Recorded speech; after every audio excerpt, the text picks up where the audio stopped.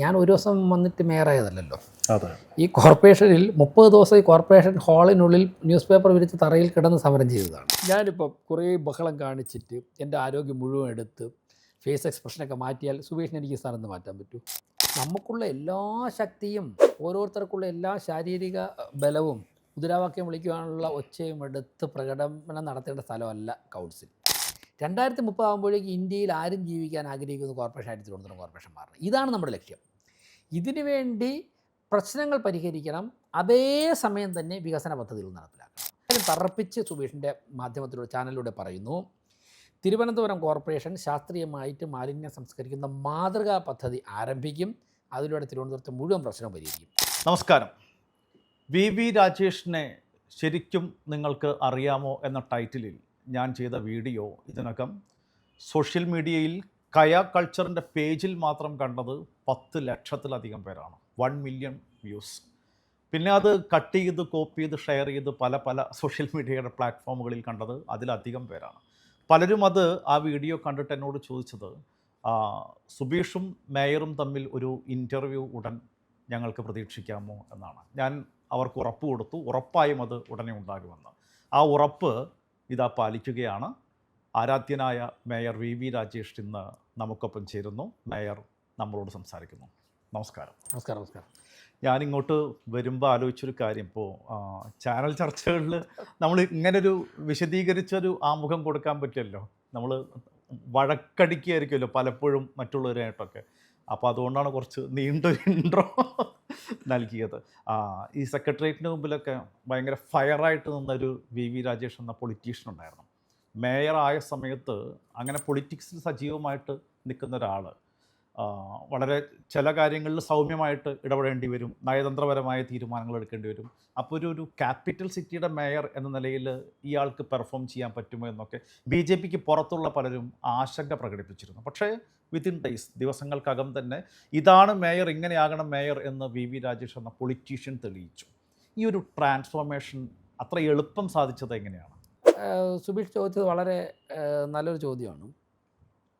അതായത് അതിന് എങ്ങനെ ചെയ്യാൻ സാധിച്ചു എന്ന് വെച്ചാൽ ഒറ്റ വാക്കിൽ ഉത്തരം പറയാൻ സാധിക്കില്ല. എനിക്കും അങ്ങനെ കൃത്യമായിട്ട് പരിശോധിച്ചിട്ടൊന്നുമില്ല. പക്ഷേ ഒരു കാര്യം ഇപ്പോൾ ഈ മേയറായതിനൊക്കെ ശേഷം തോന്നിയത്, ഒരു ഭാഗ്യവശാൽ ഇന്നത് ഭാഗ്യമായിട്ടാണ് തോന്നുന്നത്. അന്ന് വളരെ വല്ലാത്തൊരവസ്ഥയായിരുന്നു മാനസികാവസ്ഥ. ഞങ്ങളൊക്കെ തുടങ്ങിയത് ശൂന്യതയിൽ നിന്നാണ്. അതെ. ഇപ്പം ഞാൻ ABVPയിലേക്ക് വരുമ്പോൾ എൻ്റെ ഗ്രാമത്തിൽ ആ പ്രദേശത്തിൽ ABVP ഒന്നും RSS എന്നൊക്കെ പറയാൻ ഞാൻ മാത്രമേ ഉള്ളൂ, ഒരു 3-4 കിലോമീറ്റർ ചുറ്റളവിൽ.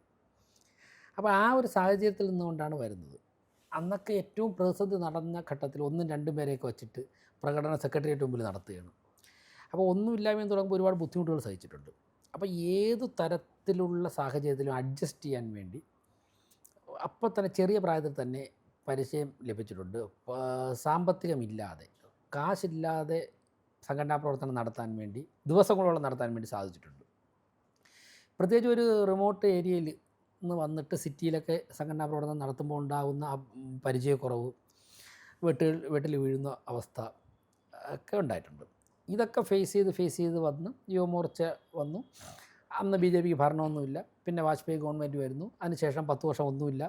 വീണ്ടും ബഹുമാനപ്പെട്ട നരേന്ദ്രമോദിയുടെ നേതൃത്വത്തിലുള്ള ഗവൺമെൻറ് അധികാരത്തിൽ വരുന്നു. അപ്പോൾ നമ്മൾ ഈ സംഘടനാ പ്രവർത്തനം നടത്തുകയും സമരം ചെയ്യുകയും ചെയ്ത എക്സ്പീരിയൻസ് ഒരു ഭാഗത്ത് നിൽക്കുമ്പോൾ തന്നെ ബഹുമാനപ്പെട്ട പ്രധാനമന്ത്രിയുടെ ഉൾപ്പെടെ സാന്നിധ്യം പലപ്പോഴും അനുഭവിക്കാനുള്ള അവസരം ലഭിച്ചിട്ടുണ്ട്. അതുപോലെ തന്നെ കേന്ദ്രമന്ത്രിമാരായിരുന്ന ശ്രീ V മുരളീധരൻജി, രാജീവ് ചന്ദ്രശേഖർജി കേന്ദ്രമന്ത്രിമാരൊക്കെ വരുന്നു. ഇതുകൂടാതെ നമുക്ക് വ്യക്തിപരമായ കടുപ്പുള്ള നിരവധി കേന്ദ്രമന്ത്രിമാരൊക്കെ ഇവിടെ വരുന്നുണ്ട്. യുവമോർച്ചയിലൊക്കെ പ്രവർത്തിച്ചിരുന്നപ്പോഴേക്കും ഒരുപാട് MLAമാർ MP മാരൊക്കെ തന്നെ നോർത്തിലൊക്കെ പോകുമ്പോൾ, അപ്പോൾ സ്വാഭാവികമായിട്ടും രാഷ്ട്രീയ വിദ്യാർത്ഥി എന്നുള്ള നിലയ്ക്ക് നമ്മൾ സമരങ്ങൾ, ഇപ്പം ആശയപരമായി ഞങ്ങളോട് വിയോജിക്കുന്ന സംഘടന സമരം നടത്തിയാൽ ഞാൻ സമരം പഠിക്കും. ദേശീയ തലത്തിൽ കിട്ടുന്ന എല്ലാ അവസരങ്ങളും സമ്മേളനങ്ങൾക്ക് പോകും. ചിലപ്പോൾ അവിടെ പറയുന്ന കടുകട്ടിയുള്ള ഹിന്ദിയൊന്നും ആദ്യ കാലഘട്ടത്തിൽ നമുക്കൊന്നും മനസ്സിലാവില്ലായിരുന്നു. പക്ഷേ നമ്മൾ സമ്മേളനം നടത്താൻ വീണ്ടും പോകും. പോയിട്ട് ലക്ഷക്കണക്കിന് ആൾക്കാർ വരുന്ന ഒരു സമ്മേളനം നടത്തുന്നത് എങ്ങനെയാണെന്ന് പഠിക്കാൻ സാധിക്കും. അപ്പോൾ ആ കോൺഫിഡൻസിൽ നിന്നാണ് ഇപ്പോൾ ഒരു 2-3 ലക്ഷം പേര് വരുന്ന ഒരു സമ്മേളനം നടത്തണമെന്ന് പറഞ്ഞു കഴിഞ്ഞാൽ നമുക്ക് കൃത്യമായിട്ട് അത് ഏറ്റെടുക്കാൻ സാധിക്കും. ബഹുമാനപ്പെട്ട പ്രധാനമന്ത്രി വരുന്നു, ഒരാഴ്ചയാണ് സമയം അല്ലെങ്കിൽ 3 ദിവസമേ സമയമുള്ളൂ എന്ന് പറഞ്ഞു കഴിഞ്ഞാൽ നമുക്ക് നല്ല ആത്മവിശ്വാസത്തോടെ ഏറ്റെടുക്കാൻ സാധിക്കുന്ന ഈ എക്സ്പീരിയൻസുകളാണ്. അതോടൊപ്പം തന്നെ ഈ ഇവരൊക്കെ കാണുമ്പോഴേക്കും ഭരണം എങ്ങനെയാണ് നടത്തുന്നതെന്ന് അടുത്തതെന്ന് അറിയാൻ വേണ്ടി സാധിച്ചിട്ടുണ്ട്. ഇതൊക്കെ കൂടെ ചേരുന്ന ഒരു പരിചയം ഉള്ളിൽ കിടക്കുന്നുകൊണ്ടായിരിക്കാം. മറ്റൊന്ന് ഇവിടുത്തെ കോർപ്പറേഷൻ, ഞാൻ ഒരു ദിവസം വന്നിട്ട് മേയറായതല്ലല്ലോ. അതെ. ഈ കോർപ്പറേഷനിൽ 30 ദിവസം ഈ കോർപ്പറേഷൻ ഹാളിനുള്ളിൽ ന്യൂസ് പേപ്പർ വിരിച്ച് തറയിൽ കിടന്ന് സമരം ചെയ്തതാണ്. കൗൺസിലറായിട്ട് 5 വർഷം ഉണ്ടായിരുന്നു. ഏറെക്കുറെ ഇവിടുത്തെ കാര്യങ്ങളൊക്കെ തന്നെ എല്ലാ രേഖകളും പരിശോധിക്കാൻ സാധിച്ചില്ല, അറിയാമായിരുന്നു. പിന്നെ ഇതൊക്കെ വെച്ചിട്ടൊരു ഈശ്വരാനുഗ്രഹവും ജനങ്ങളുടെ ഭാഗത്തുനിന്നും പാർട്ടി പ്രവർത്തകരുടെ ഭാഗത്തുനിന്നും മാധ്യമങ്ങളുടെ ഭാഗത്തു നിന്നൊക്കെ ലഭിച്ച പിന്തുണ, ഇതൊക്കെ കൂടെ ആയപ്പോഴേക്കും ഒരുവിധം കൈകാര്യം ചെയ്യാൻ സാധിച്ചു എന്നാണ് വിശ്വസിക്കുന്നത്. ഇപ്പോൾ ഓക്കെ മേയറാണ്, സൗകര്യങ്ങളൊക്കെ ഉണ്ട്. പക്ഷേ ഇതൊന്നും ഇല്ലാത്ത ഒരു കാലം നേരത്തെ ശ്രീ വി വി രാജേഷ് പറഞ്ഞതുപോലെ തന്നെ RSS എന്ന് പറയാൻ അല്ലെങ്കിൽ ABVP എന്ന് പറയാൻ ഞങ്ങളൊക്കെ മാത്രമേ ഉണ്ടായിരുന്നുള്ളൂ എന്നൊരു കാലം ഉണ്ടായിരുന്നല്ലോ. ആ ഒരു ട്രെയിനിങ് RSS എന്ന് പറയുന്ന പ്രസ്ഥാനം, രാഷ്ട്രീയ സ്വയം സേവക സംഘം, ഇപ്പോൾ ഡോക്ടർ മോഹൻ ഭാഗവത് ജി അടുത്ത് വന്നപ്പോൾ പോലും താമസിക്കുന്നൊന്നും വലിയ പഞ്ചനക്ഷത്ര ഹോട്ടലുകളിലൊന്നുമല്ല, സാധാരണ സ്വയം സേവകൻ്റെ വീട്ടിലൊക്കെയാണല്ലോ ഭക്ഷണമൊക്കെ കഴിക്കുന്നത്. അങ്ങനെ ഒരു ലാളിത്യം, പരിമിതികളെ സമ്മോഹനമാക്കി കൊണ്ട് നടന്ന് ജീവിതത്തെ അങ്ങനെ മുന്നോട്ട് കൊണ്ടുപോകാനുള്ള ഒരു ട്രെയിനിങ് RSS ഒരു വലിയ സ്വാധീനം ഉണ്ടാക്കിയിട്ടില്ല. താങ്കൾ ചോദ്യത്തിൻ്റെ ആദ്യം ഇപ്പം അന്ന് RSS ABVP എന്നൊക്കെ പറഞ്ഞ് ഞങ്ങൾക്ക് മാത്രമേ ഉണ്ടായിരുന്നുള്ളൂ എന്ന അർത്ഥം ഞാൻ പറയുന്നില്ല. ഞാൻ ജനിച്ചു വളർന്ന ആ പ്രദേശത്ത് കുറേ ദൂരത്ത് ABVP എന്നൊക്കെ പറയാനായിട്ട് കുറേ കാലത്തേക്ക് ഞാൻ മാത്രമേ ഉണ്ടായിരുന്നുള്ളൂ. അന്ന് വെച്ചാൽ അത്രത്തോളം ഒരു കമ്മ്യൂണിസ്റ്റ് കോട്ടയൊക്കെ ആയിരുന്നു അവിടെ, ഇടതുപക്ഷ കോട്ടയായിരുന്നു കൂടുതലും. RSS അതിൻ്റെ തൊട്ടപ്പുറത്തൊക്കെ സംഘം വളരെ ശക്തിയുള്ള സ്ഥലങ്ങളുണ്ടായിരുന്നു. പക്ഷേ നമ്മൾ സംഘത്തിലും വിദ്യാർത്ഥി പക്ഷത്തിലുമൊക്കെ പ്രവർത്തിക്കുമ്പോൾ ഉണ്ടാകുന്ന ഒരു പ്രത്യേകത, അത് ഒരുപക്ഷെ അന്ന് പ്രവർത്തിക്കുമ്പോൾ നമുക്ക് ഇങ്ങനെ ഒരു ഉൾക്കരുത്തുണ്ടാകുമെന്ന് അറിയില്ലായിരിക്കാം. എല്ലാ കാര്യങ്ങളും ചെയ്യുവാനുള്ള ഒരു കപ്പാസിറ്റി നമ്മൾ അറിയാതെ തന്നെ ഉണ്ടാകും. ഏത് സാഹചര്യത്തോടും അഡ്ജസ്റ്റ് ചെയ്യുവാനുള്ള, ഏത് ഇല്ലായ്മയിലും ആ ഒരു ലക്ഷ്യത്തിന് വേണ്ടി പ്രവർത്തിക്കുവാനുള്ളൊരു കപ്പാസിറ്റി നമ്മൾ അറിയാതെ തന്നെ നമ്മുടെ ഉള്ളിൽ ഡെവലപ്പാകും. പിന്നെ ചെറിയ ചെറിയ കാര്യങ്ങൾ പോലും കൃത്യമായിട്ട് നിരീക്ഷിച്ച് ചെയ്യാനുള്ളൊരു പാഠവും നമ്മൾ അറിയാതെ ഓർഗനൈസേഷൻ നമ്മുടെ ഉള്ളിൽ സൃഷ്ടിച്ചെടുക്കും. ഒരുപാട് സൗകര്യങ്ങൾ വരുമ്പോഴും പരിമിതിക്കകത്ത് നിന്ന് ചെയ്യാൻ വേണ്ടി നമ്മുടെ മനസ്സിങ്ങനെ ആഗ്രഹിച്ചുകൊണ്ടിരിക്കും. മേയറായതിനു ശേഷം തന്നെ കോർപ്പറേഷൻ്റെ ഫണ്ടാണ് സ്പെൻഡ് ചെയ്യുമ്പോഴേക്കും അതിലെത്രത്തോളം കോർപ്പറേഷന് സേവ് ചെയ്യാൻ സാധിക്കുമോ. ഇപ്പോൾ തന്നെ നിങ്ങളുടെ ശ്രദ്ധയിൽ വന്നിട്ടുണ്ടെന്നാണ് ഞാൻ മനസ്സിലാക്കുന്നത്. ഇവിടെയുള്ള പാവപ്പെട്ട മീൻസ് പഠിക്കാൻ മിടുക്കരായ കുട്ടികൾക്ക് നമ്മുടെ ഒരു മേയർ കെയർ എന്നുള്ള പദ്ധതിയിൽ ഞങ്ങൾ 5000 കുട്ടികൾക്ക് ബാഗ് കൊടുത്തു. ബാഗ് മാത്രമല്ല, ഒരു സ്റ്റഡി മെറ്റീരിയൽസിൻ്റെ ഒരു കിറ്റ് കൊടുത്തു. ഈ കിറ്റ് കൊടുത്തപ്പോഴേക്കും ആദ്യം വന്ന ആശയം, കോർപ്പറേഷൻ്റെ ഫണ്ട് എടുക്കാതെ നമുക്ക് എങ്ങനെ കൊടുക്കാൻ സാധിക്കും. അപ്പോൾ കോർപ്പറേഷൻ്റെ ഗുഡ് വിൽ കണ്ടുകൊണ്ട് കോർപ്പറേഷന് വേണ്ടി എഡ്യൂക്കേഷൻ സെക്ടറിൽ നിന്നുകൊണ്ട് CSR ഫണ്ട് ചെലവഴിക്കാൻ വേണ്ടി നിരവധി സ്ഥാപനങ്ങൾ തയ്യാറാണ്. അപ്പോൾ നമ്മൾ കുറച്ച് കോർപ്പറേഷൻ്റെ ഫണ്ട് എടുക്കണമെങ്കിൽ ഒരു തീരുമാനമെടുത്തിട്ട് ഫണ്ട് സാങ്ഷൻ ചെയ്യാൻ സാധിക്കും. ഇവിടെ ഫണ്ടുണ്ട്, പക്ഷേ അതിനെ കോർപ്പറേഷന് വേണ്ടി സേവ് ചെയ്തിട്ട് നമുക്ക് CSR ഫണ്ട് അവർക്ക് സ്പെൻഡ് ചെയ്തേക്കെ ഉള്ളൂ. എഡ്യൂക്കേഷൻ സെക്ടർ സ്പെൻഡ് ചെയ്യാനായിട്ട് പല ബാങ്കുകളൊക്കെ തയ്യാറാണ്. അതെങ്ങനെ നമുക്ക് പ്രയോജനപ്പെടുത്താൻ സാധിക്കുമെന്ന് ഞങ്ങളൊരു ചെറിയൊരു ടീമിനെ ചിന്തിച്ചു. 2-3 ദിവസം പ്രവർത്തിച്ചതോടെ 50-60 ലക്ഷം രൂപയുടെ മെറ്റീരിയൽസാണ് ഞങ്ങൾക്ക് കിട്ടിയത്. അപ്പോൾ അത് കൊടുക്കുമ്പോഴേക്കും ഏറ്റവും നല്ല ക്വാളിറ്റിയുള്ള ഉൽപ്പന്നങ്ങൾ തന്നെ കൊടുക്കണം എന്ന് ഞങ്ങൾ ആഗ്രഹിച്ചു. അപ്പം ഞാൻ പറഞ്ഞത്, ഈ ഇല്ലായ്മയിൽ നിന്നും പ്രവർത്തിച്ച് ശീലമുള്ളത് കൊണ്ട് തന്നെ പരമാവധി പണം കോർപ്പറേഷൻ എങ്ങനെ സേവ് ചെയ്യാൻ സാധിക്കും എന്ന് നമ്മൾ അറിയാതെ തന്നെ ഉള്ളിലേക്ക് വരികയാണ്. ഇതൊക്കെ ഗുണം ചെയ്തിട്ടുണ്ട്. അല്ല, അതിന് വലിയൊരു സ്വീകാര്യതയാണ് ഈ മേയർ കെയർ എന്നുള്ള പദ്ധതിക്ക് മാത്രം ലഭിച്ചത്. ഇതൊക്കെ തന്നെ ആയിരിക്കുമോ ഈ രാഷ്ട്രീയമായി അപ്പുറത്തുള്ള എതിരാളികളെ വല്ലാതെ പ്രകോപനം സൃഷ്ടിക്കാൻ കാരണമാണ്? ഇപ്പോൾ ഈ പാളയം മാർക്കറ്റിലെ ഗുണ്ടാപ്പിരിവ് തന്നെ എടുത്താൽ ഈ മേയറെ ഇവിടുന്ന് പുറത്താക്കണം, എന്ത് വില കൊടുത്തും വി വി രാജേഷിനെയും BJP കൗൺസിലിനെയും പുറത്താക്കണം. അങ്ങനെ ഒരു ഗൂഢനീക്കം ഇപ്പോൾ ഒപ്പോസിഷൻ എന്നുള്ള നിലയ്ക്ക് ഇപ്പോൾ CPM ആകട്ടെ കോൺഗ്രസ് ആകട്ടെ ചില ബഹളങ്ങളൊക്കെ ഉണ്ടാക്കും. ഇപ്പോൾ കഴിഞ്ഞ കൗൺസിലൊക്കെ നമ്മൾ കണ്ടതുപോലെ. പക്ഷെ അതിനപ്പുറത്ത് മേയർക്കെതിരായ ചില ഗൂഢനീക്കങ്ങൾ, അസാധാരണമായ നീക്കങ്ങൾ നടക്കുന്നുണ്ടെന്ന് തോന്നുന്നുണ്ട്. ചില ഒരു ലോബിയിങ് ഉണ്ടോ? സത്യത്തിൽ അങ്ങനെ ഒരു പ്രകോപനം ഉണ്ടാകുന്നു, എന്താണ് പ്രകോപനം സൃഷ്ടിച്ചതെന്ന് ഞാൻ ചിന്തിക്കാറേയില്ല. നമ്മൾക്കൊരു ലക്ഷ്യമുണ്ട്. തെരഞ്ഞെടുപ്പിന് മുൻപ് ഞങ്ങൾ ജനങ്ങളുടെ മുമ്പേ വെച്ച ഒരു ലക്ഷ്യമുണ്ട്. ആ ലക്ഷ്യം കൂടി മുന്നിൽ കണ്ടുകൊണ്ടാണ് ജനങ്ങൾ വോട്ട് ചെയ്തത്. മുൻ ഭരണസമിതിയുടെയൊക്കെ ക്രമക്കേടും പിടിപ്പുകേടും ഒക്കെ ജനങ്ങളുടെ മനസ്സിൽ ഒരു ആൻറ്റി ഇൻകംബൻസി ഉള്ളപ്പോൾ തന്നെ പ്രതീക്ഷ നൽകുന്ന ചില ലക്ഷ്യങ്ങളാണ് ദേശീയ ജനാധിപത്യ സഖ്യം BJPയുടെ നേതൃത്വത്തിൽ മുന്നോട്ട്. അത് ഞങ്ങൾ സ്ഥാനാർത്ഥികൾ മുതൽ ഞങ്ങളുടെ സംസ്ഥാന അധ്യക്ഷൻ വരെയുള്ള എല്ലാവരും പ്രസംഗിച്ചു കൊണ്ടിരുന്ന അക്കാര്യം. അതിൽ ജനങ്ങളൊരു വിശ്വാസം അർപ്പിച്ചുകൊണ്ട് ഞങ്ങൾ അത് ചെയ്യേണ്ടതായിട്ടുണ്ട്.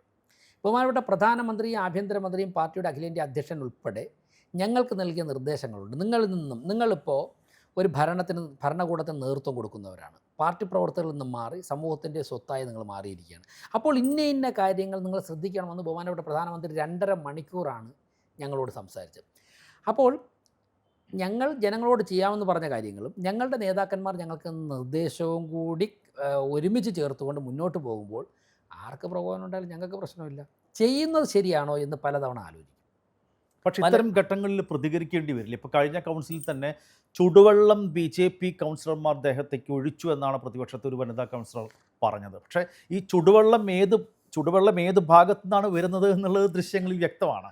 അപ്പോൾ ഇത്തരം ചില പച്ചക്കള്ളം വിഷ്വൽ മീഡിയയിലൂടെ ഇത് എത്തുന്നത് ലക്ഷക്കണക്കിന് ആൾക്കാരിലേക്കാണല്ലോ. അപ്പോൾ അത്തരം ഘട്ടങ്ങളിലൊക്കെ പ്രതികരിക്കേണ്ടി വരില്ലേ? അവിടെ പ്രകോപനം അവിടെ നടന്നോട്ടെ എന്ന് കരുതി പരമാവധി സംയമനം പാലിച്ച് മേയർക്ക് ഇരിക്കാൻ സാധിക്കുന്നു? അല്ല, ഞാനിവിടെ മേയർ ആയതിനു ശേഷം 101 കൗൺസിലർമാരും ഒരുപോലെ തന്നെയാണ് കാണുന്നത് എല്ലാ കാര്യങ്ങളിലും. കൗൺസിലിനുള്ളിൽ നമുക്ക് പ്രതികരിക്കാം. ആ പ്രതികരണത്തിന് ഒരു പരിധി ഉണ്ടാകണം. ഏത് പാർട്ടിയായാലും ഒരു പരിധി ഉണ്ടാകും. കാരണം നമുക്കുള്ള എല്ലാ ശക്തിയും ഓരോരുത്തർക്കുള്ള എല്ലാ ശാരീരിക ബലവും മുദ്രാവാക്യം വിളിക്കുവാനുള്ള ഒച്ചയും എടുത്ത് പ്രകടനം നടത്തേണ്ട സ്ഥലമല്ല കൗൺസിൽ. അതിൽ നിന്നും ജനങ്ങൾ പ്രതീക്ഷിക്കുന്ന ഒരു നിലവാരത്തിലുള്ള പ്രതിഷേധങ്ങളുണ്ട്. അതിനപ്പുറം പോകാൻ പാടില്ല, ആരും പോകാൻ പാടില്ല. അപ്പോൾ ഒരുപക്ഷേ മനുഷ്യരാണ്. നമ്മൾ ഇതിനു മുമ്പും പല ജനവേദികളിലും നിയമസഭകളിലായാലും പാർലമെൻറ്റിലായാലും ചില ഘട്ടങ്ങൾ നമ്മൾ കണ്ടിട്ടുണ്ട്. അതൊക്കെ ചിലപ്പം ചില മൊമെൻറ്റുകളിൽ മനഃപൂർവ്വമൊന്നും ആയിരിക്കില്ല, ചിലപ്പോൾ വൈകാരികമായിട്ടുള്ള ഇതൊക്കെ ഉണ്ടാവാറുണ്ട്. പക്ഷേ പരമാവധി നിയന്ത്രിച്ചില്ലെങ്കിൽ സമൂഹത്തിന് നമ്മളുടെ ബഹുമാനം. ഇപ്പോൾ തന്നെ ഞാൻ ആദ്യം പറഞ്ഞില്ല, ചാനൽ ചർച്ചയിൽ ഒരുപാട് പങ്കെടുത്തിട്ടുള്ള വ്യക്തികളാണ് ഞാൻ. പക്ഷേ ഒരു സ്റ്റേജ് കഴിഞ്ഞപ്പോൾ നമ്മുടെ ഏറ്റവും അടുത്ത സുഹൃത്തുക്കളായ മാധ്യമപ്രവർത്തകരോട് ഞാൻ പറഞ്ഞു, നമ്മൾ ചാനൽ ചർച്ചകളിൽ ഉപയോഗിക്കുന്ന വാക്കുകളും തിരഞ്ഞെടുക്കുന്ന സബ്ജക്റ്റുകളും നമ്മളൊന്ന് സ്ക്രൂട്ടനൈസ് ചെയ്തില്ലെങ്കിൽ, ഒന്ന് വെരിഫൈ ചെയ്തില്ലെങ്കിൽ കുടുംബ സദസ്സുകൾ നമ്മളിൽ നിന്ന് അകലും. ഈ പങ്കെടുക്കുന്ന നമ്മളോടൊക്കെ തന്നെ ജനങ്ങൾക്ക് താല്പര്യം വർദ്ധിക്കുന്നതിന് പകരം നമ്മളൊക്കെ തന്നെ ജനങ്ങളിൽ നിന്നും നമ്മളിൽ നിന്നും അകലുന്ന, അവർക്ക് ചാനൽ ചർച്ച കണ്ടേ കൊള്ളും നിർബന്ധമൊന്നുമില്ല. അവർക്ക് കാണാൻ താല്പര്യമില്ലാത്ത കാര്യങ്ങൾ അവർ മറ്റുള്ള വിഷയങ്ങളിലേക്ക് പോകും. അപ്പോൾ ഇത് ഞാൻ പറഞ്ഞിട്ടുണ്ട്. എൻ്റെ വളരെ മുതിർന്ന അടുത്ത സുഹൃത്തുക്കളായ ആങ്കർമാരോടൊക്കെ ഞങ്ങൾ സംസാരിച്ചിട്ടുണ്ട്. അതുപോലെയാണ് ഇവിടെയും. ജനങ്ങൾ ആഗ്രഹിക്കുന്ന തരത്തിലുള്ള ഒരു പ്രതിഷേധമൊക്കെ ഉണ്ട്. അതിലപ്പുറം ആവാൻ പാടില്ല എന്നുള്ളതാണ്. പക്ഷേ അങ്ങനെ എന്തൊക്കെ പ്രതിഷേധം നടന്നാലും മേയറുടെ രീതിയിൽ മാത്രമേ പ്രവർത്തിക്കാൻ പാടുള്ളൂ എന്നുള്ള എനിക്ക് അഭിപ്രായമുണ്ട്. നമുക്ക് കൺട്രോൾ ചെയ്യാൻ, എനിക്ക് പോലും കൺട്രോൾ ചെയ്യാൻ പറ്റില്ലെങ്കിൽ പിന്നെ എങ്ങനെ അത് കൺട്രോൾ ചെയ്ത്, അതാണല്ലോ ഭരണത്തിൽ ശ്രദ്ധിക്കേണ്ടത്. പരമാവധി ശ്രമിക്കാറുണ്ട്. സുഗതനിൽ നിന്നാണല്ലോ തുടങ്ങിയത്. സുഗതനെ എന്ത് വില കൊടുത്തും തടയും, കോർപ്പറേഷൻ കൗൺസിൽ കാണിക്കില്ല എന്ന വാശിയോടെ തന്നെയാണ് CPM അടക്കമുള്ള കോൺഗ്രസും മുന്നോട്ട് പോകുന്നത്. അല്ല, എനിക്ക് തോന്നുന്നു അങ്ങനെയുള്ളൊരു വ്യക്തിപരമായിട്ട് അവരാരും എടുത്തായിട്ട് തോന്നി. ചിലപ്പോൾ ഒരു പക്ഷേ അങ്ങനെയുള്ള മുദ്രാവാക്യം വിളിച്ച് കാണാം, അങ്ങനെയൊക്കെ പറഞ്ഞു കാണാം. പക്ഷേ അതൊക്കെ ഒരു വൈരനിര്യാതന ബുദ്ധിയോടെ പറഞ്ഞതാണെന്നോ വ്യക്തിപരമായിട്ട് പറഞ്ഞാണെന്നോ ഞാൻ കാണുന്നില്ല. അതിനെയൊക്കെ തന്നെ ഒരു രാഷ്ട്രീയ വിയോജിപ്പുള്ളവരുടെ അതാത് സമയത്തുള്ള അഭിപ്രായ പ്രകടനമായിട്ടാണ് ഞാൻ കാണുന്നത്. ഇതിപ്പം അങ്ങനെയൊന്നും ആര് വിചാരിച്ചു കഴിഞ്ഞാലും, ഇപ്പം ഞാൻ വിചാരിച്ചാൽ നിങ്ങളെ തടയണോ, നിങ്ങൾ വിചാരിച്ചാൽ എന്നെ തടയണമെന്ന് ഒരിക്കലും സാധിക്കില്ല. അതൊക്കെ ഒരു സിസ്റ്റത്തിൽ, ഒരു മുനിസിപ്പൽ ആക്ടിലൂടെയോ നിലവിലുള്ള മറ്റ് നിയമങ്ങളിലൂടെയോ സംസ്ഥാന സർക്കാരും ബഹുമാനപ്പെട്ട കോടതികളും മറ്റുള്ള ജുഡീഷ്യൽ ഫോറമൊക്കെ ഉണ്ടല്ലോ, അവരല്ലേ തീരുമാനിക്കുന്നത്. അതിന് ഞാനോ നിങ്ങളടങ്ങുന്ന ഒരു വ്യക്തി വിചാരിച്ചാൽ സാധിക്കില്ലേ? അതൊക്കെ ഒരു വൈകാര്യമായിട്ട് പറഞ്ഞതിലപ്പുറം ഞാൻ ഒന്നും കാണുന്നില്ല, ഗൗരവമായിട്ട് കാണുന്നില്ല. കൗൺസിൽ ഹാളിൽ മുദ്രാവാക്യം വിളിച്ചുകൊണ്ടോ അല്ലെങ്കിൽ ബഹളം വെച്ചുകൊണ്ടോ സുഗതനെ തടയാനാകില്ല. അല്ല, നമ്മൾക്ക് അങ്ങനെയൊന്നും നമ്മൾ ആരും തടയാനോ തടയാതിരിക്കാനോ സാധിക്കില്ല. അതിന് ഞാൻ പറഞ്ഞ 2-3 ഘടകങ്ങളുണ്ട്. ഇപ്പോൾ സ്റ്റേറ്റുണ്ട്, മറ്റുള്ള ജുഡീഷ്യൽ ഫോറങ്ങളുണ്ട്, ബഹുമാനപ്പെട്ട ഹൈക്കോടതിയുണ്ട്, സുപ്രീം കോടതിയുണ്ട്, പിന്നെ ചില തീരുമാനങ്ങൾ എടുക്കുവാൻ വേണ്ടിയിട്ട് ഉത്തരവാദിത്തപ്പെട്ട ഉദ്യോഗസ്ഥന്മാരുണ്ട്. അവിടെയൊക്കെ മാത്രമല്ലേ സാധിക്കുകയുള്ളൂ. ഇതെല്ലാം ചോദ്യം ചെയ്യപ്പെടാൻ വേണ്ടി നമ്മുടെ സിസ്റ്റത്തിൽ മുകളിൽ ഘടകങ്ങളുണ്ടല്ലോ. അതുകൊണ്ട് ഒരു വ്യക്തിക്ക് അത് ഞാൻ വിചാരിച്ചാലും സാധിക്കില്ല, താങ്കൾ വിചാരിച്ചാലും സാധിക്കില്ല. സുഗതനെ ഒരുപക്ഷെ ഈ തിരുവനന്തപുരത്തിന് പുറത്ത് അധികം അത്ര പ്രശസ്തരൊന്നുമല്ല സുഗതൻ, അതുപോലെ തന്നെ ചെമ്പഴന്തി ഉദയനും. പക്ഷേ ഇവരൊക്കെ ഇന്ന് താരങ്ങളായി മാറി കേരളത്തിൽ എല്ലായിടത്തും. അതിന് നിങ്ങൾ BJP എന്ന് പറയുന്ന പൊളിറ്റിക്കൽ പാർട്ടി അല്ലെങ്കിൽ BJP ഭരണപക്ഷം കടപ്പെട്ടിരിക്കണം CPM-നോടും കോൺഗ്രസിനോടും. മേയർ പണ്ടേ താരമാണ്. അപ്പോൾ ഇത്തരം കാര്യങ്ങളിൽ പ്രതിപക്ഷത്തിൻ്റെ, നമ്മൾ നേരത്തെ പറഞ്ഞ പോലെ ഈ പ്രതികരണം ഒരു അപക്വമായി പോയി എന്ന് തോന്നുന്നുണ്ടോ? അല്ല, പലതും ഒഴിവാക്കാമായിരുന്നു. ഞാനിപ്പോൾ മേയർ എന്നുള്ളത് ഞാൻ കുറ്റപ്പെടുത്തലുകൾക്കൊന്നും പോകാൻ ആഗ്രഹിക്കുന്നത്, ഞാൻ പോവുകയില്ല. അന്ന് വൈകുന്നേരം തന്നെ ഇത് കഴിഞ്ഞുകൊണ്ട് തന്നെ പത്രസമ്മേളനം നടത്തിയിട്ട് മേയറുടെ നിലപാട് എന്താണെന്നുള്ളത് ഞാൻ വ്യക്തമാക്കിയിരുന്നു. നമ്മുടെ സ്റ്റേറ്റ് ക്യാപിറ്റലിന് ഭരണത്തിന് നേതൃത്വം കൊടുക്കുന്ന വ്യക്തികളാണ്. ഇന്ത്യയിൽ ഏറ്റവും നല്ല, ഏറ്റവും ലോകം അംഗീകരിക്കുന്ന, ലോകത്തുള്ളവർ എല്ലാം ജീവിക്കാൻ ആഗ്രഹിക്കുന്ന ഒരു പട്ടണമായിട്ട് തിരുവനന്തപുരം മാറ്റണമെന്ന് അതിന് ചുക്കാൻ പിടിക്കുന്നവരാണ്. അപ്പം നമ്മളിൽ നിന്നും പൊതുസമൂഹം പ്രതീക്ഷിക്കുന്ന ഒരു നിലവാരമുണ്ട്. ആ നിലവാരം ഒരുപക്ഷെ നമ്മൾ ചില സമയത്തൊക്കെ വൈകാര്യമായിട്ട് കൈവിട്ടൊക്കെ പോയേക്കാം, പക്ഷേ നമ്മളത് തിരിച്ചു പിടിക്കണം. ആ നിലവാരത്തിലേക്ക് വരണം. അപ്പോൾ നമുക്ക് സമൂഹത്തിൻ്റെ മുഴുവൻ പിന്തുണയുണ്ടാകും. വ്യത്യസ്ത അഭിപ്രായങ്ങളെ കൊണ്ട് എല്ലാ കാലത്തും ആർക്കും ഒരാളിനല്ലേ ഭരിക്കാൻ പറ്റുള്ളൂ, ഒരു സിസ്റ്റത്തിലേ ഭരിക്കാൻ സാധിക്കുകയുള്ളൂ. അപ്പോൾ അതിൽ വിയോജിക്കേണ്ടിടത്ത് വിയോജിക്കുക, യോജിക്കാൻ പറ്റുന്നിടത്ത് യോജിക്കുക, ജനങ്ങൾ ഇഷ്ടപ്പെടുന്ന തരത്തിൽ പ്രതിഷേധിക്കുക. ഞങ്ങളിപ്പോൾ കഴിഞ്ഞ വർഷം 5 വർഷം ശക്തമായ പ്രതിപക്ഷമായിരുന്നല്ലോ. ഞാൻ അഭിമാനത്തോടെ പറയാൻ സാധിക്കും, ഞങ്ങൾ ഈ കോർപ്പറേഷനുള്ളിൽ ഒരു കടലാസ് പോലും കയറിയിട്ടില്ല. ഈ കോർപ്പറേഷനിലുള്ള ഒരു വസ്തുവകകളും നശിച്ചിട്ടില്ല. ഇന്ത്യയിൽ 2020-നും 2025-നും ഇടയ്ക്കുള്ള ഒരു തദ്ദേശ സ്വയംഭരണ സ്ഥാപനത്തിലെ ഏറ്റവും ശക്തമായ പ്രതിപക്ഷം ഏതാണെന്ന് ചോദിച്ചാൽ എനിക്ക് ഉറപ്പ് പറയാൻ പറ്റും, തിരുവനന്തപുരം കോർപ്പറേഷൻ്റെ പ്രതിപക്ഷമായിരുന്നു. ഈ കോർപ്പറേഷനിൽ ജോലി ചെയ്തിട്ടുള്ള, ഇന്ന് വരെ ജോലി ചെയ്തിട്ടുള്ള ജീവനക്കാരോ, ഇന്ന് വരെ ഇവിടെ ജനിച്ചു വളർന്ന് ഇവിടെ വന്നിട്ടുള്ള കൗൺസിലർമാരോ, ഇവിടെ ഭരിച്ചിട്ടുള്ള മേയർമാരോ ഇവിടെ 30 ദിവസം ഈ കോർപ്പറേഷൻ ഓഫീസിൻ്റെ ഉള്ളിൽ താമസിച്ചുകൊണ്ട് ഭരണത്തിനോ പ്രതിപക്ഷത്തിനോ നേതൃത്വം കൊടുത്തിട്ട്, ഭരണത്തിന് നേതൃത്വമോ പ്രതിപക്ഷ പ്രവർത്തനത്തിന് നേതൃത്വമോ കൊടുത്തിട്ടുണ്ടെന്ന് പറയാൻ സാധിക്കില്ല. ഞങ്ങളത് ചെയ്തിട്ടുണ്ട്. പക്ഷേ ഞങ്ങൾ 35 പേർ, 20 സ്ത്രീകളും 15 പുരുഷന്മാരും താഴത്തെ കൗൺസിൽ ഹാളിലെ ആ ലോഞ്ചിൽ നേരത്തെ പറഞ്ഞതുപോലെ ന്യൂസ് പേപ്പറും കാർഡ്ബോർഡും വിരിച്ചിട്ട് 30 ദിവസം കിടന്ന് സമരം ചെയ്തിട്ടുണ്ട്. ഒരു കടലാസ് പോലും ഈ കോർപ്പറേഷനെ കയറിയിട്ടില്ല. അനാവശ്യമായിട്ടൊരു മുദ്രാവാക്യം വിളിച്ചെന്നുള്ളൊരു കേസില്ല. ഒരു വൈകാര്യമായിട്ട് പ്രകടനം നടത്തുകയാണ്. 56 ദിവസം കോർപ്പറേഷൻ്റെ പുറത്ത് ഞങ്ങൾ അനധികൃത നിയമനത്തിനെതിരെ സമരം ചെയ്തിട്ടുണ്ട്. ജനാധിപത്യത്തിൽ അരുത് എന്ന് പറഞ്ഞിട്ടുള്ള ഒരു കാര്യം ഞങ്ങൾ ചെയ്യില്ല. അതുകൊണ്ടാണ് ജനങ്ങൾ ഞങ്ങൾ ആഗ്രഹിച്ചതിൽ അപ്പുറം സീറ്റ് എന്ന് വിജയിപ്പിച്ചത്, സ്വാഭാവികമായിട്ട്.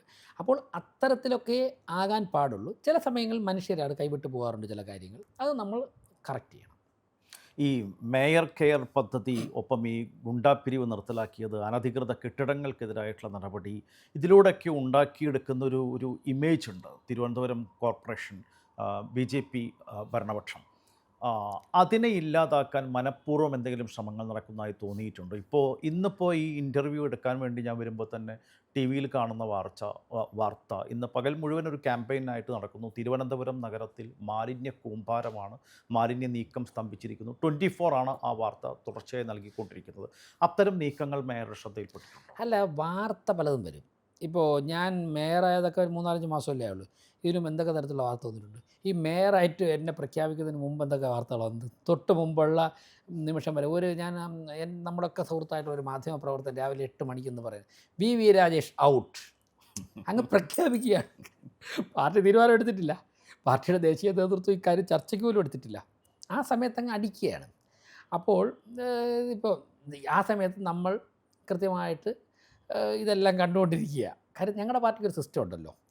പിന്നെ ഇതിനു മുമ്പ് എന്തെല്ലാം വാർത്ത ഞങ്ങളുടെ പാർട്ടിയുടെ ബഹുമാനപ്പെട്ട നരേന്ദ്രമോദിജിയെക്കുറിച്ച് എന്തൊക്കെ വാർത്തയാണ് വന്നിട്ടുള്ളൂ. ഇപ്പം ഞങ്ങളൊക്കെ നിങ്ങൾ വിട്ടയക്കുക, ബഹുമാനപ്പെട്ട പ്രധാനമന്ത്രിയെക്കുറിച്ച് അദ്ദേഹം പോകുന്ന ഹെലികോപ്റ്ററിന് ഇത്ര എഞ്ചിനുണ്ട്, അദ്ദേഹം കെട്ടിയിരിക്കുന്ന വാച്ച് എന്നതാണ്, അദ്ദേഹം കെട്ടിയിരിക്കുന്ന പേന എന്നതാണ്, നരേന്ദ്രമോദി സെൽഫി എടുക്കുന്നു, മോദിജിയുടെ കോട്ട്, ബൂട്ട് എന്നൊക്കെ പറഞ്ഞിട്ട് എന്തൊക്കെ വാർത്തകളാണ് വന്നിട്ടുണ്ട്.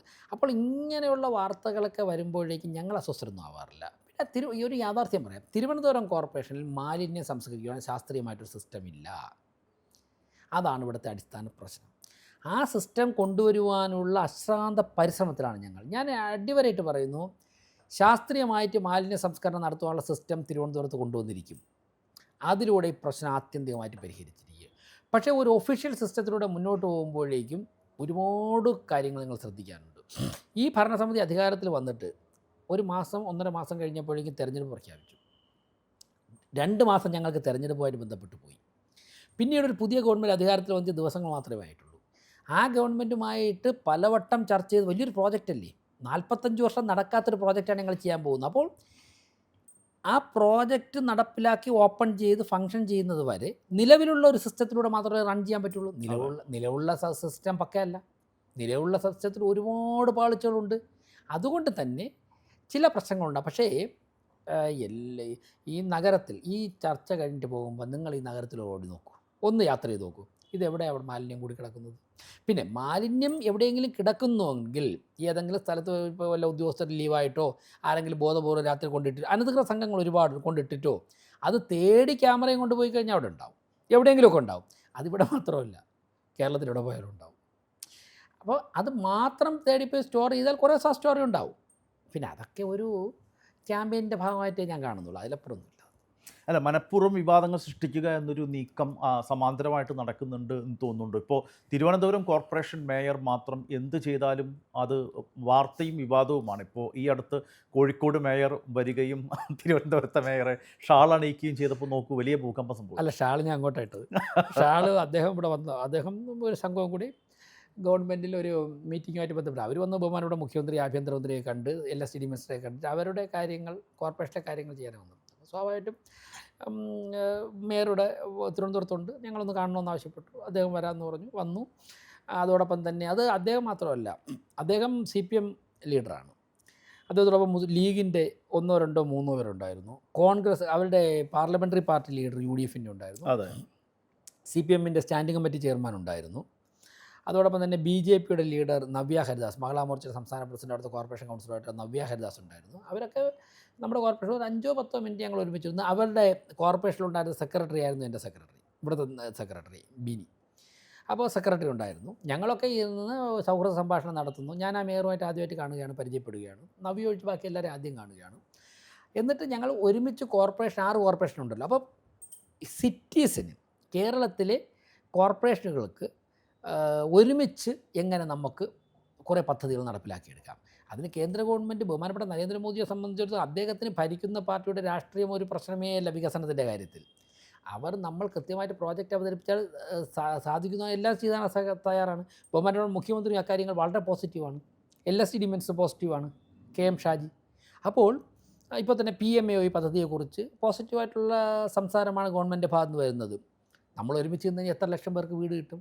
അപ്പോൾ അതിന് നമുക്ക് ഒരുമിച്ച് എങ്ങനെ മുന്നോട്ട് പോകാൻ സാധിക്കും? കേന്ദ്രത്തിൻ്റെ ചില പദ്ധതികൾ സിറ്റികൾക്ക് കൊണ്ടുവരാം. ഒന്ന് ആലോചിച്ച് നോക്ക്, നമ്മളെല്ലാവരും കൂടെ ഒരു എഫർട്ട് എടുത്തിട്ട് കണ്ണൂർ, കോഴിക്കോട്, തിരുവനന്തപുരം, തൃശ്ശൂർ, എറണാകുളം, കൊല്ലം, ഇത്രയും സിറ്റികൾക്ക് നല്ല ഒരേപോലുള്ള നല്ല പദ്ധതികൾ വന്നു കഴിഞ്ഞാൽ നമ്മുടെ കേരളത്തിൻ്റെ അവസ്ഥ മാറില്ലേ? ഇക്കാര്യങ്ങൾ ഞാൻ മുന്നോട്ടൊരാശയം വെച്ചു. അവരൊക്കെ തന്നെ വികസനത്തിൻ്റെ കാര്യമായതുകൊണ്ട് പോസിറ്റീവായിട്ട് പ്രതികരിച്ചു. ഒരു ജസ്റ്റ് ഒരു സൗഹൃദ സംഭാഷണം. അത് കഴിയുന്ന ഞങ്ങളും മീറ്റിംഗ് ഉണ്ടായിരുന്നു, അവർക്കും തിരക്കായിരുന്നു. ഒരു 5-8 മിനിറ്റ് ഒരു ചായയൊക്കെ കുടിച്ചിട്ട് അങ്ങ് പോയി. അല്ല, അതുപോലും വിവാദമായി. അല്ല, നമ്മളൊക്കെ ഞാൻ പറയല്ലേ, അതൊന്നും നമ്മൾ ശ്രദ്ധിക്കേണ്ട കാര്യമില്ല. അതൊന്നും കണക്കിൽ നമ്മൾ ചെയ്യുന്നത് ശരിയാണ്. അപ്പോൾ അദ്ദേഹം എൻ്റെ അടുത്ത് വന്ന് 10 മിനിറ്റ് സംസാരിച്ചു എന്ന് വെച്ച് ഞാൻ CPM ആവാൻ പോകുന്നില്ല, അദ്ദേഹം BJP ആവാൻ പോകുന്നില്ല. ഇവിടെ വന്ന ലീഗിൻ്റെ നേതാക്കന്മാരാരും BJP ആവാൻ പോകുന്നില്ല, ഞാൻ മുസ്ലിം ലീഗ് ആവാൻ പോകുന്നില്ല. നമുക്ക് നമ്മുടെ വിശ്വാസമുണ്ട്, നമ്മളെ ആശയത്തിൽ വിശ്വാസമുണ്ട്. പക്ഷേ എൻ്റെ പോയിൻ്റ് എന്ന് വെച്ച് കഴിഞ്ഞാൽ, ആശയപരമായിട്ട് എപ്പോഴും വ്യത്യസ്ത അഭിപ്രായമുള്ളവരൊക്കെ തന്നെയായിരിക്കും ഭരണത്തിലെത്തുന്നത്. തീർച്ചയായും. നമ്മുടെ ഈ ആശയപരമായുള്ള വ്യത്യസ്ത അഭിപ്രായം നിലനിർത്തിക്കൊണ്ട് മാത്രമേ എല്ലാ കാര്യങ്ങളിലും തീരുമാനമെടുക്കൂ എന്ന് വെച്ചാൽ അനുഭവിക്കുന്ന നാടാണ്, ജനങ്ങളാണ്. എന്നാൽ ആശയപരമായുള്ള വ്യത്യസ്ത അഭിപ്രായങ്ങൾ നിലനിർത്തേണ്ട സ്ഥലത്ത് നിലനിർത്തുകയും നാടിന് വേണ്ടി, ജനങ്ങൾക്ക് വേണ്ടി എവിടെയൊക്കെ യോജിക്കാൻ സാധിക്കുമോ അവിടെയൊക്കെ യോജിക്കുകയും ചെയ്താൽ ഉണ്ടാകാൻ പോകുന്ന നേട്ടം വളരെ വലുതാണ്. മറ്റേ വിയോജിപ്പിൻ്റെ മാത്രം രാഷ്ട്രീയത്തിൻ്റെ കാലം കഴിഞ്ഞു എന്നുള്ള അഭിപ്രായമാണ് എനിക്കുള്ളത്. അല്ല, VV രാജേഷ് എന്ന് പറയുന്ന മനുഷ്യന് അങ്ങനെ വ്യക്തിപരമായ ഒരു അഭിപ്രായം ഉണ്ടായിരിക്കും. ഇപ്പോൾ ചില മനുഷ്യർ ചില ഘട്ടങ്ങളിൽ കൈവിട്ടു പോയേക്കാം എന്ന് നേരത്തെ തന്നെ എന്നോട് പറയുകയും ചെയ്തു. പക്ഷേ അവിടുന്ന് ഇങ്ങോട്ടുള്ള പ്രതികരണം അങ്ങനെയല്ലെങ്കിലും, ഇപ്പോൾ ശബരിനാഥിൻ്റെയൊക്കെ വിഷ്വൽസ് കണ്ടു കഴിഞ്ഞാൽ ഈ മേയറെ എങ്ങനെയെങ്കിലും ഇവിടുന്ന് പുറത്താക്കിയേ പറ്റൂ എന്നുള്ളൊരു ബോഡി ലാംഗ്വേജാണ്. ശിവൻകുട്ടിയുടെ പ്രതികരണം അങ്ങനെയാണ്. പക്ഷേ തിരിച്ച് അവരോടൊക്കെ വളരെ സൗഹൃദത്തിലാണോ മേയർ? കാരണം അവരാഗ്രഹിക്കുന്ന ഒരിക്കലും നടക്കില്ലെന്ന് എനിക്കറിയാം. പിന്നെ എന്തിനാ ഞാനാശങ്ക പെട? അങ്ങനെ ആരായാലും ഞാനിപ്പം കുറേ ബഹളം കാണിച്ചിട്ട് എൻ്റെ ആരോഗ്യം മുഴുവൻ എടുത്ത് ഫേസ് എക്സ്പ്രഷനൊക്കെ മാറ്റിയാൽ സുബേഷിന് എനിക്ക് സ്ഥാനത്ത് മാറ്റാൻ പറ്റൂ? ഒന്നും അതിൻ്റെ ആവശ്യമില്ല. അപ്പോൾ അതുകൊണ്ട് അത് സുബേഷിനറിയാം. പിന്നെ താങ്കൾ എന്തിനാ വയലൻ്റ് ആവേണ്ടത്? അപ്പോൾ അങ്ങനെയൊക്കെ എന്തൊക്കെ പ്രകൃതത അതൊന്നും ഒരിക്കലും സാധിക്കില്ലെന്ന്. അപ്പം ഞാൻ ഇങ്ങനെയുള്ള കാര്യങ്ങൾ പലപ്പോഴും എൻജോയ് ചെയ്യുകയാണ് ചെയ്യുന്നത്. പിന്നെ എന്തിനാണ് അവരങ്ങനെ കാണിക്കുന്നത്? അത് അവരോടല്ലേ ചോദിക്കുന്നത്? അതൊക്കെ ഇതിൻ്റെ കൂടെ ഉള്ളതല്ലേ. ഓരോരുത്തർക്കും പ്രതികരിക്കുന്നതിന് അവരുടെ ശൈലിയുണ്ട്. ഈ അവിശ്വാസ പ്രമേയ നീക്കത്തിലൊന്നും ഒരു കുലുക്കവുമില്ല. ഞാൻ അന്ന് തന്നെ തികഞ്ഞ അല്ല, ആത്മവിശ്വാസം. അങ്ങ് ശ്രദ്ധിച്ചാണെന്ന് പറയും. മേയർ ആവണമെന്ന് പാർട്ടി എന്നോട് പറഞ്ഞപ്പോൾ തന്നെ ഈ നേരത്തെ പറഞ്ഞില്ല, ഒന്ന് പറഞ്ഞോളൂ അതല്ലല്ലോ ആവുന്നത്. തിരുവനന്തപുരം ആണെന്നും തിരുവനന്തപുരം കോർപ്പറേഷനാണെന്നും ആരൊക്കെയാണ് പ്രതിപക്ഷ നിരയിലുള്ളതെന്നും ഈ ബുദ്ധിയൊക്കെ എങ്ങനെ പോകുമെന്നൊക്കെ തന്നെ നമുക്കൊരു കണക്കൂട്ടുണ്ടല്ലോ. അപ്പോൾ 5 വർഷം കൊണ്ട് 10 അവിശ്വാസ പ്രമേയം നേരിടാൻ നിൽക്കുന്ന ഞങ്ങളെ അവിശ്വാസം എന്നൊക്കെ പറഞ്ഞിട്ട് അതിൻ്റെ തന്നെ മുനെ അങ്ങ് പോവും. നമ്മൾ അങ്ങ് ചെയ്യണം. ഞങ്ങളിപ്പോൾ 5 വർഷം കൊണ്ട് 10 ഫേസ് ചെയ്യാനായിട്ട് തയ്യാറായി നിൽക്കുകയാണ്. അപ്പോൾ പിന്നെ ഞങ്ങൾക്ക് ഈ ഒരെണ്ണത്തിന് ഇതിൽ തന്നെ ലേറ്റായി പോയെന്നാണ് എൻ്റെ അഭിപ്രായം. അത് അതൊക്കെ ഇത് വരണമല്ലോ. അങ്ങനെയൊക്കെ വരുമ്പോഴല്ലേ ജനാധിപത്യം. ഞാൻ എപ്പോഴും പറയുമല്ലോ, സമരങ്ങളെ സ്നേഹിക്കുന്ന ഒരാളാണ് ഞാൻ. സമരങ്ങളെ ബഹുമാനിക്കുന്ന ഒരാളാണ്. അവിശ്വാസം സമരങ്ങളിലൂടെ വളർന്നു വന്ന നേതാവാണ് Yes. വി രാജേഷ്. സമരങ്ങൾ നടക്കണം. അപ്പോഴേ അതെ. ഒരു കറക്റ്റീവ് ഫോഴ്സായിട്ട് എപ്പോഴും വിഷയങ്ങൾ ഉന്നയിച്ച് പ്രതിപക്ഷം നിൽക്കുമ്പോഴാണ് ഞങ്ങൾ വളരെ വിജിലൻ്റ് ആവുന്നത്. അവിശ്വാസമൊക്കെ അവതരിപ്പിക്കാനായിട്ട് നിയമം പറയുകയല്ലേ, അതൊക്കെ തന്നെ നമ്മൾ പ്രയോജനപ്പെടുത്തണം. ഓക്കെ. സ്മാർട്ട് സിറ്റിയുടെ ചുമതലയുള്ള കേന്ദ്ര സഹമന്ത്രി തിരുവനന്തപുരത്ത് വന്നു. മേയർക്കൊപ്പം പല പ്രദേശങ്ങളും സന്ദർശിച്ചു. ഈ ഒരു ഫോറൻസിക് ഓഡിറ്റിങ്ങിലേക്ക് കാര്യങ്ങൾ നീങ്ങുന്നുണ്ടോ? അത് തന്നെയാണോ അല്ല, തീരുമാനം? അതാണ് ഞങ്ങൾ ആവശ്യപ്പെടുന്നത്, അതാണ് ഞങ്ങൾ ആഗ്രഹിക്കുന്നതാണ്. കാരണം ജനങ്ങൾക്ക് ഈ സ്മാർട്ട് സിറ്റി എന്ന് പറയുമ്പോഴേക്കും എന്തോ അരുതാത്ത കാര്യങ്ങൾ സംഭവിച്ചു എന്നുള്ള വിശ്വാസം ജനങ്ങൾക്കുണ്ട്. അങ്ങനെ ഒരിക്കലും ഒരു നാട് മുന്നോട്ട് പോകാൻ പാടില്ല. ജനങ്ങളുടെ പണമെടുത്ത്, നികുതി പണമെടുത്ത് നാട്ടിന് വേണ്ടി ചിലവാക്കുമ്പോൾ നമ്മളൊരു സോഷ്യൽ ഓഡിറ്റിന് വിധേയമാകണം. പല കാര്യങ്ങളും കാണുമ്പോഴേക്കും ജനങ്ങൾക്ക് ആശങ്കയുണ്ട്. ആ ആശങ്ക നിലനിർത്തിയ ഒരു ഭരണകൂടം പോയാൽ ഭരണകൂടത്തിലുള്ള വിശ്വാസം നഷ്ടപ്പെടും. അപ്പോൾ ആ ആശങ്ക അകറ്റാനുള്ള നിലപാട് നമ്മൾ സ്വീകരിക്കണം. അതിന് സാധ്യമായ കാര്യം ഞങ്ങൾ പരിശ്രമിക്കും. ഈ ധീരമായിട്ടുള്ള പദ്ധതികളുമായിട്ട് മുന്നോട്ട് പോവുകയാണ്. ഒരു മേയർ കെയർ പോലെ അല്ലെങ്കിൽ അതിനേക്കാൾ ബൃഹത്തായിട്ടുള്ള ഒരു പദ്ധതി തിരുവനന്തപുരം കോർപ്പറേഷൻ നഗരത്തിന് പ്രതീക്ഷിക്കാനാവും. അല്ല, മേയർ കെയർ എന്നൊക്കെ പറഞ്ഞാൽ അത് നമുക്ക് അഡീഷണലായിട്ട് സാധിക്കുന്ന കാര്യങ്ങൾ ഓരോ നഗരസഭയുടെ ഫണ്ട് സാഹചര്യം എടുക്കാതെ എടുക്കാതെ ചെയ്യുന്നതാണ്. അതൊന്നും മാത്രമല്ല ലക്ഷ്യം. അതൊക്കെ ഇതിൻ്റെ കൂടെ അങ്ങ് ചെയ്തു പോകുന്നതാണ് ബോണസായിട്ട്. നമ്മുടെ ലക്ഷ്യം 2047 ഇന്ത്യ ലോകത്ത് ഏറ്റവും വലിയ ശക്തിയായി മാറുമ്പോൾ ആ ശക്തിക്ക് ഏറ്റവും കൂടുതൽ ഊർജ്ജം സംഭാവന, എല്ലാ അർത്ഥത്തിലും സംഭാവന തിരുവനന്തപുരം കോർപ്പറേഷൻ ആയിരിക്കണം. 2030 ആകുമ്പോഴേക്കും ഇന്ത്യയിൽ ആരും ജീവിക്കാൻ ആഗ്രഹിക്കുന്ന കോർപ്പറേഷനായിട്ട് തിരുവനന്തപുരം കോർപ്പറേഷൻ മാറണം. ഇതാണ് നമ്മുടെ ലക്ഷ്യം. ഇതിനു വേണ്ടി പ്രശ്നങ്ങൾ പരിഹരിക്കണം, അതേസമയം തന്നെ വികസന പദ്ധതികൾ നടപ്പിലാക്കണം. അപ്പോൾ അതിനു വേണ്ടിയിട്ടുള്ള കഠിനാധ്വാനമാണ് ഞങ്ങൾ നടത്തിക്കൊണ്ടത്. ഏത് രീതിയിൽ ഈ അനന്തപുരിയെ മാറ്റാനാണ് ഉദ്ദേശിക്കുന്നത്? അതായത് പ്ലാൻ ഉണ്ടായിരിക്കുമല്ലോ. പ്ലാനുണ്ട്, കൃത്യമായിട്ടുള്ള പ്ലാനുണ്ട്. ഞാൻ പലപ്പോഴും പറഞ്ഞുകൊണ്ടാണ്, താങ്കൾ ചോദിച്ചുകൊണ്ട് മാത്രമാണ് ആവർത്തിക്കുന്നത്. 4 കാര്യങ്ങൾ പരിഹരിക്കാനാണ് പ്രഥമ പരിഗണന. ഒന്ന്, തെരുവ് നായ ശല്യം അവസാനിപ്പിക്കണം.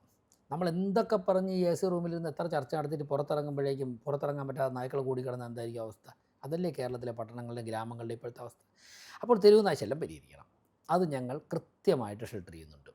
എൻ്റെ അടുത്ത് വന്ന് ചോദിച്ച മാധ്യമപ്രവർത്തകരൊക്കെ ഞാൻ പറഞ്ഞു, നിങ്ങളുടെ മാധ്യമ സ്ഥാപനത്തിന് മുമ്പിലോ വീടിന് മുമ്പിലോ ഈ നിമിഷം തെരുവ് നായ്ക്കളുടെ ഭീകരമായ ശല്യം, അവിടെ നായ്ക്കളൊക്കെ ഉണ്ടാകും, എല്ലാത്തിനെയും പിടിച്ചുകൊണ്ട് പോകാനായിട്ട് സാധിക്കില്ല, എക്കോസിസ്റ്റം തകർന്നു ഉണ്ടെന്ന് പറഞ്ഞാൽ ഈ നിമിഷം ഡോഗ് സ്ക്വാഡിനെ വിട്ടു തരാൻ കണക്കിന് വെൽ പ്രിപ്പയർഡാണ് തിരുവനന്തപുരം കോർപ്പറേഷൻ. പറഞ്ഞിടത്തെല്ലാം പിടിച്ചു മാറ്റിയിട്ടുണ്ട്. ഞങ്ങൾ ഷെൽട്ടർ ചെയ്തുകൊണ്ടിരിക്കുക. അത് ഞങ്ങൾക്ക് നടപ്പിലാക്കാൻ പറ്റി. കുടിവെള്ള പ്രശ്നം, അതുപോലെ തന്നെ നഗരത്തിലെ വെള്ളക്കെട്ട്, ഇത് രണ്ടുമായിരുന്നു മറ്റ് 2 പ്രശ്നങ്ങൾ. ഇത് ബഹുമാനപ്പെട്ട മുഖ്യമന്ത്രിയുമായിട്ട് സംസാരിച്ചിട്ടുണ്ട്. മുഖ്യമന്ത്രി വളരെ, കാരണം ഇത് എല്ലാ ഡിപ്പാർട്ട്മെൻറ്റും കളക്ട് ചെയ്തിട്ടാണ്. Water authority, PWD, minor irrigation, major irrigation, inland navigation, ഇവരൊക്കെ കണക്ട് ചെയ്ത് ചെയ്യുന്നതാണ്. കോർപ്പറേഷൻ ഒരു ഫെസിലിറ്റേറ്ററാണ്. അപ്പോൾ സംസ്ഥാന സർക്കാർ തന്നെ മുൻകൈ എടുത്തുകൊണ്ട് ചില കാര്യങ്ങൾ ചെയ്യാമെന്ന് മുഖ്യമന്ത്രി തന്നെ സമ്മതിച്ചിട്ടുണ്ട്. അത് മുന്നോട്ട് പോകുന്നുണ്ട് ഈ 2 പ്രശ്നങ്ങളിൽ. 3, വേസ്റ്റ് മാനേജ്മെൻറ്റ് നടപ്പിലാക്കേണ്ട കോർപ്പറേഷനാണ്. പക്ഷേ അതിൽ സംസ്ഥാന സർക്കാരിൻ്റെയും കേന്ദ്ര സർക്കാരിൻ്റെയും ചില ഇടപെടലുകൾ ആവശ്യമാണ്. അതിൻ്റെ പേപ്പർ വർക്കെല്ലാം തന്നെ വളരെ പുരോഗമിക്കുന്നുണ്ട്. എത്രയും പെട്ടെന്ന് തന്നെ മാധ്യമങ്ങളോടും സമൂഹത്തോടും പറയാൻ സാധിക്കും. പക്ഷേ ഞാൻ ഒരു കാര്യം തറപ്പിച്ച് സുബീഷിൻ്റെ ചാനലിലൂടെ പറയുന്നു. തിരുവനന്തപുരം കോർപ്പറേഷൻ ശാസ്ത്രീയമായിട്ട് മാലിന്യം സംസ്കരിക്കുന്ന മാതൃകാ പദ്ധതി ആരംഭിക്കും. അതിലൂടെ തിരുവനന്തപുരത്തെ മുഴുവൻ പ്രശ്നവും പരിഹരിക്കും. ഈ 4 പ്രശ്നങ്ങളും പരിഹരിക്കുന്നതോടെ തിരുവനന്തപുരം ഏറ്റവും മനോഹരമായ നഗരമായി മാറും.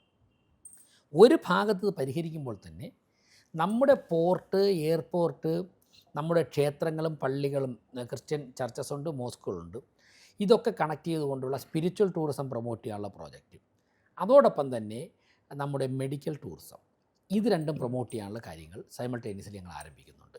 ടെക്നോ പാർക്കിൻ്റെ അതിൻ്റെ ഡെവലപ്മെൻറ്റിന് വേണ്ടിയുള്ള ആക്ടിവിറ്റീസ്. അപ്പോൾ ഇതൊക്കെ കൂടി വരുമ്പോഴേക്കും തിരുവനന്തപുരത്ത് അനന്തമായ സാധ്യതകൾ തുറന്നു വരും. ഈ ഒരു ഭക്തൻ എന്ന നിലയിൽ ഞാൻ ചോദിക്കുകയാണ്, അപ്പോൾ അനന്തപുരി, ഗുരുഭവനപുരി, അനന്തപത്മനാഭൻ, ഗുരുവായൂരപ്പൻ, ഈയിടെ ഗുരുവായൂർ ക്ഷേത്രം കേന്ദ്രീകരിച്ച് ചില പ്രശ്നങ്ങളുണ്ടായല്ലോ. ഗുരുവായൂർ ക്ഷേത്രമല്ല, ഗുരുഭവനപുരിയുടെ ഒരു പ്രതിച്ഛായ നഷ്ടപ്പെടുത്താൻ ഉതകുന്ന രീതിയിലുള്ള ചില ശ്രമങ്ങൾ. ഇൻസ്റ്റഗ്രാമിൽ ഒരു പരസ്യം പ്രത്യക്ഷപ്പെടുന്നു. ഇഷ്ടപ്പെട്ട പാർട്ട്ണർക്കൊപ്പം ഗുരുവായൂരിലേക്ക് വരാം, നിങ്ങൾക്ക് ചെസ്സ് കളിച്ചിരിക്കാം, ഇത്ര മണിക്കൂറിന് ഇത്ര രൂപ വാടക എന്നൊക്കെ പറഞ്ഞിട്ടൊരു ഹോട്ടലിൻ്റെ പരസ്യം പ്രത്യക്ഷപ്പെടുകയുണ്ടായി. ജനൻ ടി വി അടക്കമുള്ള ചില മാധ്യമങ്ങൾ അതിനെതിരെ വാർത്ത കൊടുത്തു. BJP അതിനെതിരെ സമരം നയിച്ചു ആ ഹോട്ടലിന് മുന്നിൽ. അത്തരം കാര്യങ്ങളിൽ ഇപ്പോൾ അനന്തപുരിയുമായി കണക്ട് ചെയ്ത് ഞാൻ പറയുകയല്ല, ഒരു ഭക്തൻ എന്ന നിലയിൽ ഇത്തരം ശ്രമങ്ങൾ ചില ഭാഗങ്ങളിൽ നിന്ന് ഉണ്ടാകുമ്പോൾ അതിൽ വേദന തോന്നാറുണ്ടോ? അതിൽ പ്രതിഷേധിക്കണം എന്ന് പഴയ ഒരു VV രാജേഷ് ഉണരാറുണ്ടോ ഉള്ളിൽ? അല്ല, അങ്ങനെയൊന്നും ഉണ്ടാകാൻ പാടില്ല. കാരണം സമൂഹത്തിൽ അസ്വസ്ഥത ഉണ്ടാക്കേണ്ട ആവശ്യമില്ല. ഇപ്പോൾ ഒരു മന്തിയുടെ പരസ്യം വന്നു, അതെ, എവിടെ ഒരിടത്തൊരു മന്തിയുടെ അതെ, പരസ്യം വിഷുവിന് വന്നു. അപ്പോൾ അത് മനുഷ്യൻ ഇല്ലാതായി മാറുന്ന സാഹചര്യമാണ് ഉണ്ടാകുന്നത്.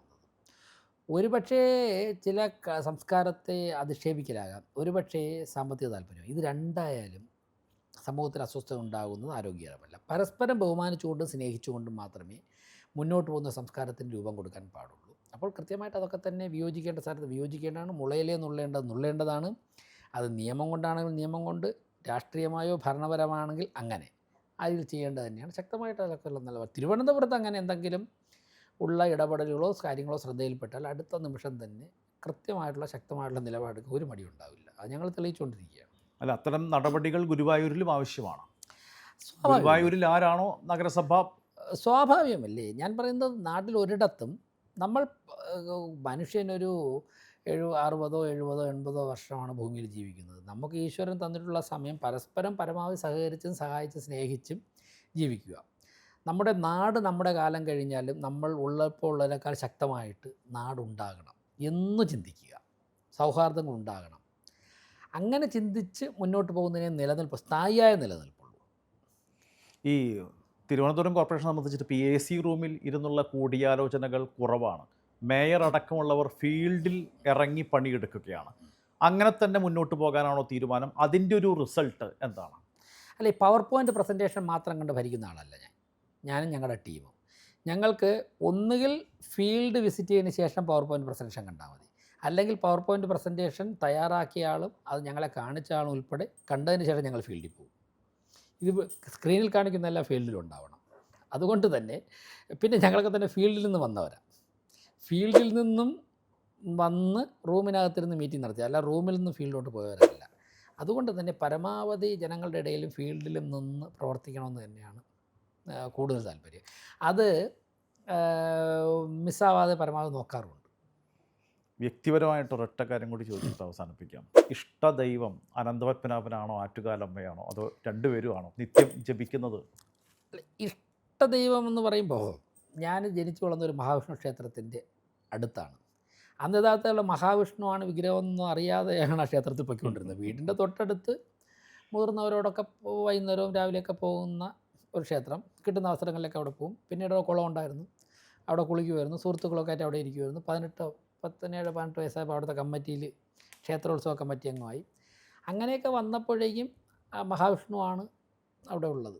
ഭഗവാനോടൊരു ഇഷ്ടം കൂടുതൽ താല്പര്യമായി. എല്ലാ ദിവസവും പിന്നീട് രാവിലെ ക്ഷേത്രത്തിൽ പോയിട്ട് കോളേജിലൊക്കെ പോകുന്ന ഒരു വികാരമായിട്ട്, നാടിൻ്റെ ഒരു വികാരമായിട്ട് വന്നു. അങ്ങനെയാണ് കൂടുതലും അവിടെ പോയിക്കൊണ്ടിരുന്നത്. ഇവിടെ വന്നപ്പോൾ താമസിക്കുന്നത് പത്മനാഭസ്വാമി ക്ഷേത്രത്തിൻ്റെ അടുത്താണ്. പിന്നെ മറ്റുള്ള ക്ഷേത്രങ്ങളിലൊക്കെ ആവശ്യത്തിന് പോകാറുണ്ട്. എന്തായാലും ഫീൽഡിൽ ഇറങ്ങി പണിയെടുക്കാനുള്ള ഊർജ്ജം തുടർന്നും ഉണ്ടാകട്ടെ. രാജ്യത്തെ തന്നെ മികച്ച കോർപ്പറേഷനായിട്ട് തിരുവനന്തപുരം മാറട്ടെ, ഒരു മാതൃകാ കോർപ്പറേഷനായിട്ട് മാറട്ടെ. എല്ലാ ആശംസകളും. നല്ല സന്തോഷം, നന്ദി.